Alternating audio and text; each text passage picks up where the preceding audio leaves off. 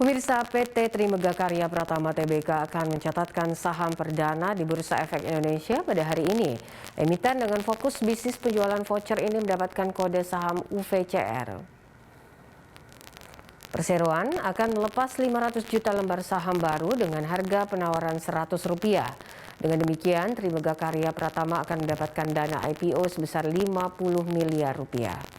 Selain menerbitkan saham baru, Perseroan juga akan menerbitkan 250 juta lembar waran seri 1 dengan harga pelaksanaan Rp350.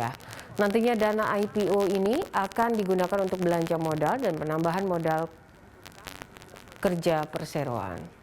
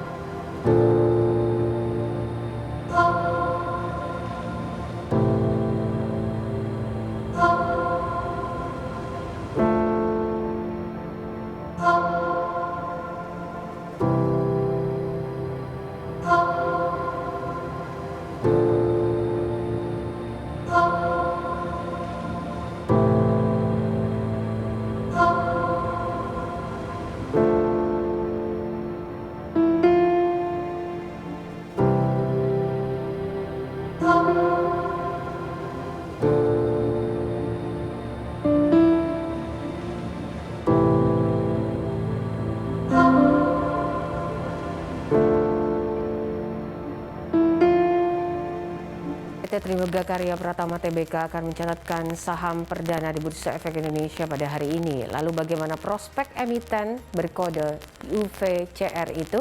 Kita akan membahas ya bersama Head of Research Reliance Sekuritas Lanjar Nafi.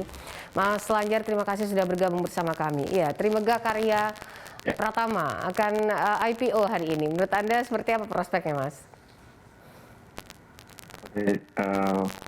Penawaran umum kemarin ya itu sudah masuk ke 18,6 kali subscribe.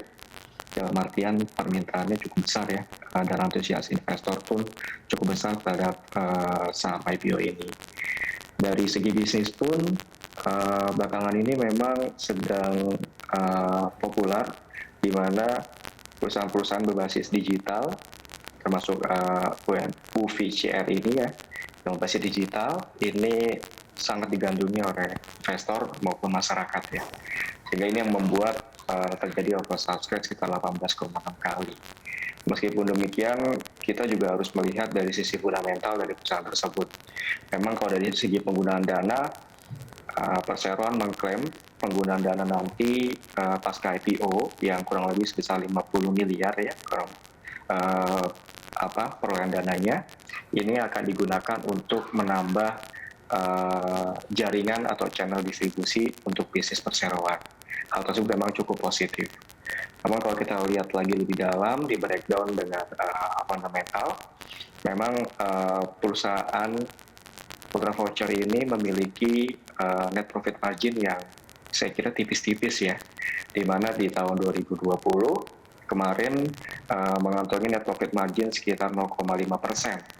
Hal tersebut cukup kecil. Memang kalau saya lihat secara laporan keuangan, beban pokok penjualannya memang agak sedikit lebih mendekati dari penjualan mereka, dikarenakan harus membeli dari pihak ketiga ya, dari vouchernya.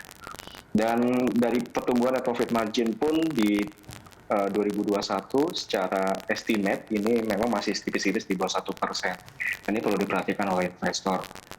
Dan juga dari tingkat pengembalian terhadap ekuitas atau modalnya, di mana Ultra Voucher ini hanya memiliki 5,2% ya ROE untuk tahun 2020. Hal tersebut justru akan menjadi garis bawah investor untuk secara fundamental, karena tingkat pengembalian dari deposito pun saat ini kan sosok di kitar 5% ya, dan ini tingkat pengembalian ekuitas untuk mendapatkan pendapatannya itu atau return ya hanya 5,2%. Sehingga tadi ya dari segi tren saat ini memang bisnis dari digitalisasi atau fintech ya ini cukup besar dan cukup diminati oleh investor. Namun kita balik lagi melihat secara fundamental, apakah dari sisi bisnis, dari sisi kinerja keuangannya itu cukup menarik ke depan atau tidak. Oke. Seperti itu. Baik, kalau dilihat secara fundamental seperti itu, kalau secara valuasi dan juga kinerjanya, Mas, apakah ini juga bisa menjadi salah satu rekomendasi untuk investor? Untuk secara valuasi, memang di bisnis ini cukup wajar ya dengan adanya net profit margin yang tipis-tipis di bawah 1%, karena mereka harus membeli dari pihak ketiga ya. Dan untuk ROE-nya juga sekitar 5,2%. Sehingga kalau saya boleh rekomendasi untuk jangka panjang masih agak tidak begitu menarik ya. Namun kalau untuk jangka pendek dengan hype investor saat ini di bidang digital, ini tentu sangat cukup menarik. Baik.